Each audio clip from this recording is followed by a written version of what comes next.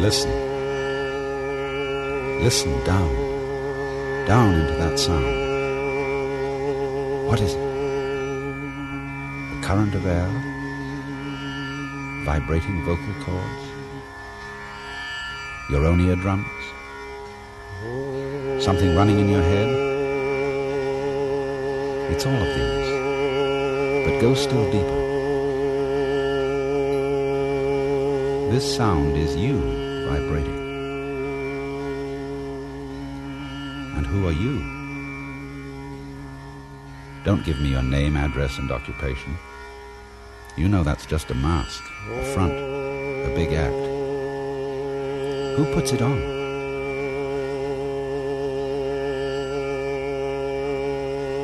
Who puts it on? Your body? What an act that is. And who puts that on? Your father and mother? Did they put you on? Come off it. You know very well who you are, but you won't admit it. Deep in there in the middle of your heart, you know it. You've always been around, and always will be. And the you in you is the same as the you in me. You're not some sort of tourist just visiting in this world for a short time. You belong here, like the apple on the tree. And as the apple is the energy of the tree, you, yes, you are the energy of the world. You don't know who you are, do you? You can't really get at yourself, just as the fingertip can't touch itself and the teeth can't bite themselves. And that's because you, the far in you, is what we call Brahman, the self of the universe, the which than which there is no witcher, the heart and foundation of all that's going on. You think you're going to die someday. Yes, that's because every now and then you have to go off so that you can know you're on. You can't have an up without a down, or a back without a front, or a light day without a dark night. The whole thing is pulse.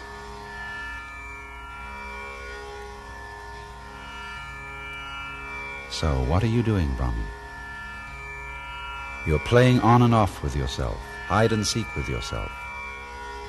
You're just passing eternal time with adventure. You forget who you are, really. Every now and then, you make like you're just a John Doe or a Mary Smith, or a butterfly, or a worm, or a star, and that you're lost in the middle of a big outside world that isn't you, that you don't understand and that you don't control. Of course. There has to be something else, something other, to bring out the feeling that you are you. And so that you can feel really you, that outside world has to feel really strange, different, weird. You old trickster. Deep down in, you know the whole bit. And therefore what you want is a surprise. So you have to let things get out of control. You have to feel lost and lonely to know you as you. And you play the thing out by inventing lusts and loves, fears and terrors, gnawing anxieties and screaming mimes. Also you can imagine, it's not really me, it's it that runs the show. But our secret is, as we say, Tattvamasi. You are it. You are running the show by not letting your right hand know what your left is doing, by making like there's a whopping great split between what you do and what happens to you.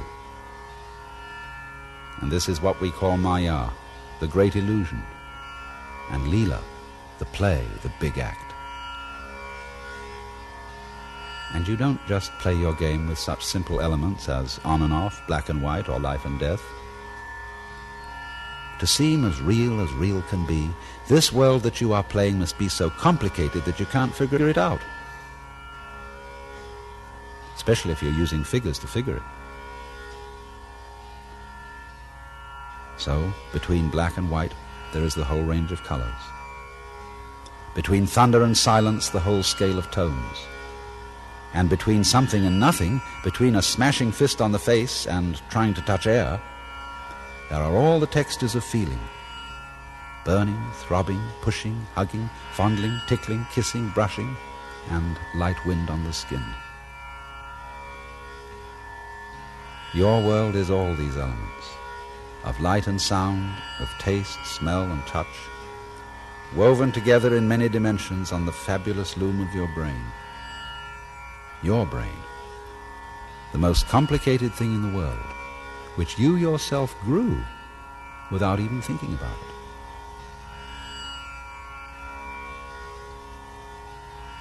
it. You have always been around. For you, I, the self, is simply what there is and all that there is. All of us are rays from one center, tits on one sow, sounds on one flute. Forever and ever. But it doesn't get monotonous, boring, because we keep forgetting it. We keep the ons on by putting offs between them. How big is it? And how long is on? And how long off? Don't take these figures literally, for their purpose is just to give an idea of vastness. We say that man, human life, is a dance that lasts for 4,320,000 years. And of course there are all sorts of other dances going on at the same time with their own rhythms.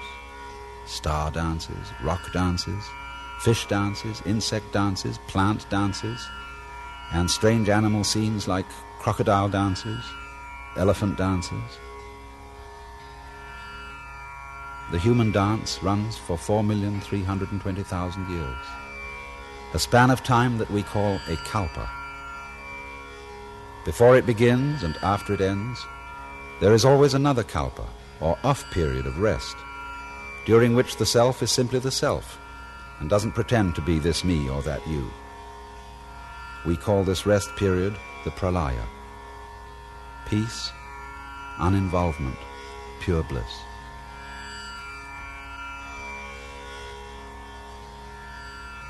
When 4,320,000 years of rest draw to a close, the Leela dance begins again, though it always seems like the first time. Every day is today. And then, through many centuries, through many pulses of waking and sleeping, life and death, you stretch your world out through a span of time that varies in mood like the rainbow, running from purple to red, from royal delight to destruction and fire. For as there is no purple without red, there is no pleasure without pain. There are thus 4 great divisions of the kalpa.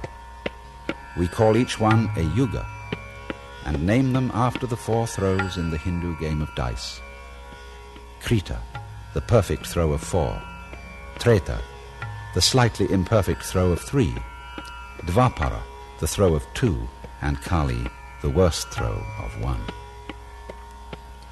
And so the first period, the Krita Yuga, runs for 1,728,000 years, during which the whole world is as perfect as a fresh flower and as unblemished as the skin of a young girl. The second period, the Treta Yuga, is a little shorter. It runs for 1,296,000 years, during which a small element of evil and decay comes into life, and the tips of the petals are very slightly brown. The third period is the Dvapara Yuga, running for 864,000 years. The syllable Dva in Dvapara means 2, double, or dual, so that in this age the powers of good and evil are equally balanced. The fourth period is Kali Yuga, running for only 432,000 years, in which the power of evil and destruction takes over. At the end, your eternal self takes the form of Shiva, the lord of renewal through death, blue-bodied and 10-armed with a necklace of skulls, but with one hand in the gesture called Fear Not, as a reminder that all this is in illusion and play. And And then Shiva dances the Tandava dance, the dance of fire in which the material world is destroyed, and the self returns to the state of pralaya, of peace, uninvolvement, and pure bliss. All this goes on forever, through kalpa after kalpa after kalpa, and not only in this visible world that we call the universe. For this universe that we know is only a speck of dust in another universe, and all the specks of dust in this universe that we know contain minute universes without measure, boundless inward in the atom, boundless outward in the whole.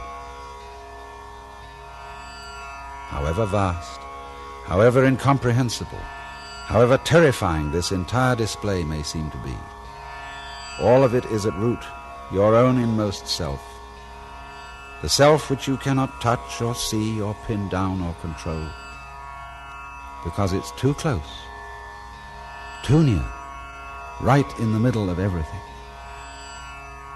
because it's you.